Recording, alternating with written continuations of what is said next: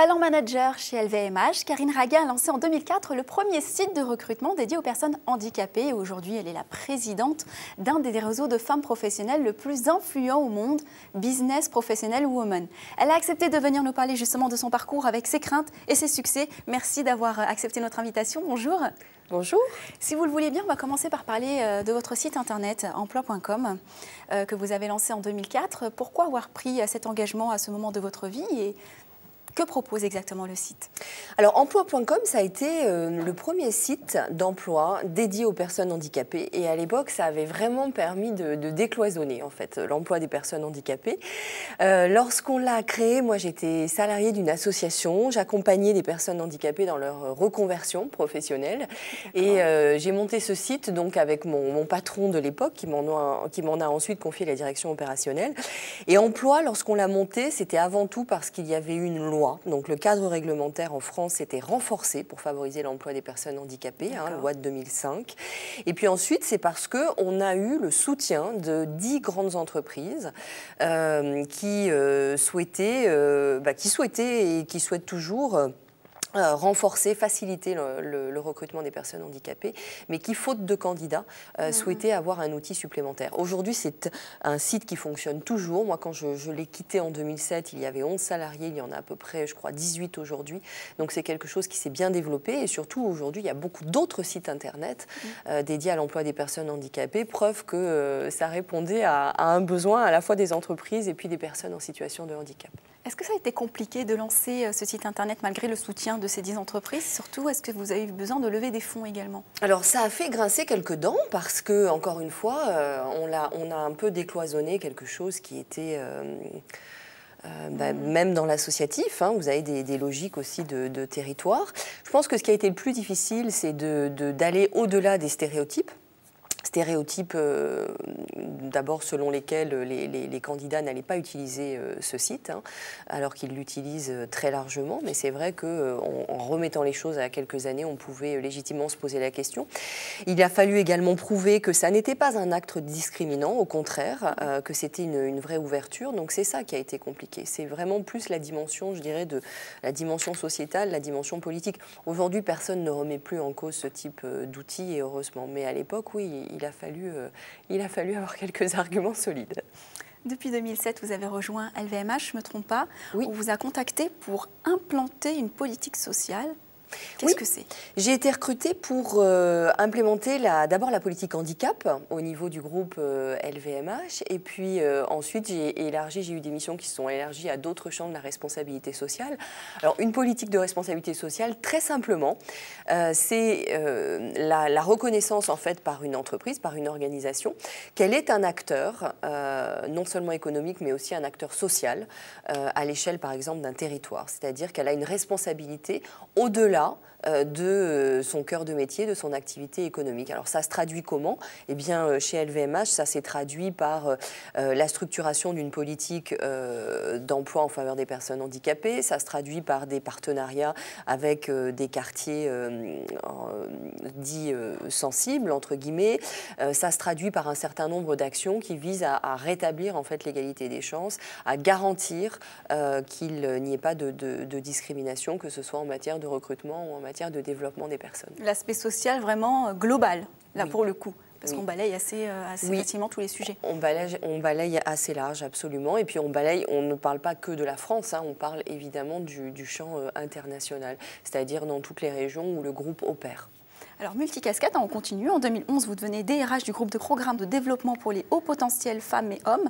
Là encore, quel rôle concrètement, quelles responsabilités on vous confie? Alors, on me confie des nouvelles responsabilités à mon retour de congé maternité. Ça, je le dis parce que c'est pas toujours évident, donc je voudrais le mentionner, puisque ça s'est vraiment bien passé pour moi. On m'a confié une responsabilité de talent manager. Alors, c'est quoi le talent management? Tout simplement, c'est de faire en sorte d'identifier, de recruter les personnes qui vont Ensuite, pouvoir accéder à des postes stratégiques, des postes de direction stratégique dans le groupe, donc des gens plutôt expérimentés. Et puis ensuite, c'est de les développer, c'est-à-dire de mettre en œuvre avec les différentes maisons du groupe, soit des actions de formation, soit des actions de coaching qui vont leur permettre d'exprimer en fait leur plein potentiel et puis d'avoir une très belle trajectoire professionnelle. Ce sont ces trajectoires de carrière que l'on construit avec les collaborateurs, les collaboratrices et puis bien sûr avec les DRH des maisons. Toujours un peu quand même la casquette sociale. Vous accompagnez, vous prenez par la main finalement les salariés, le personnel. Aujourd'hui, vous êtes présidente de Business Professional Woman. Comment vous êtes arrivée à ce poste? Quel est votre rôle et vos objectifs, bien sûr? Alors, Business and Professional Women, c'est une ONG internationale qui existe depuis 80 ans et qui milite pour l'égalité professionnelle, donc l'égalité homme-femme dans le monde du travail. Moi, je suis arrivée à la présidence de la Fédération française il y a bientôt 3 ans maintenant. Et ça fait 15 ans que je milite sur ce thème. Je le fais de façon bénévole.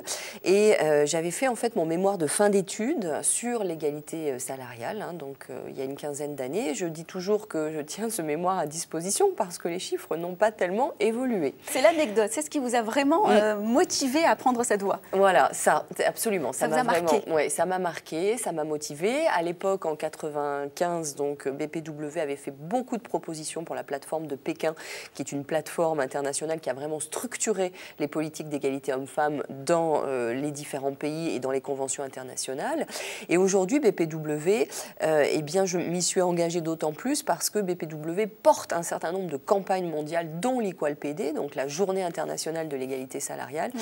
Et ça me paraît indispensable. Je pense que la question du salaire dans l'égalité homme-femme, elle est fondamentale parce que derrière le salaire, il y a tout.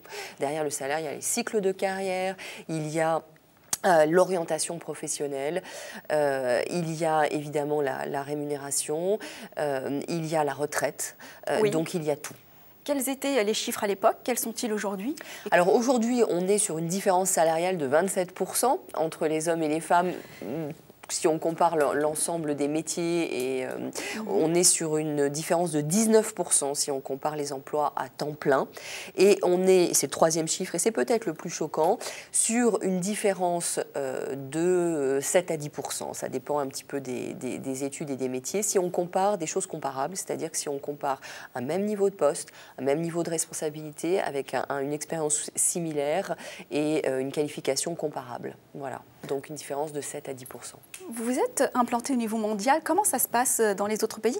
Comment est positionnée la France finalement par rapport à toutes ces inégalités? Alors, la France, au dernier forum de Davos, la France était numéro 1 sur 135 pays pour l'éducation des jeunes filles, donc pour l'accès des jeunes filles à l'éducation, à l'enseignement supérieur.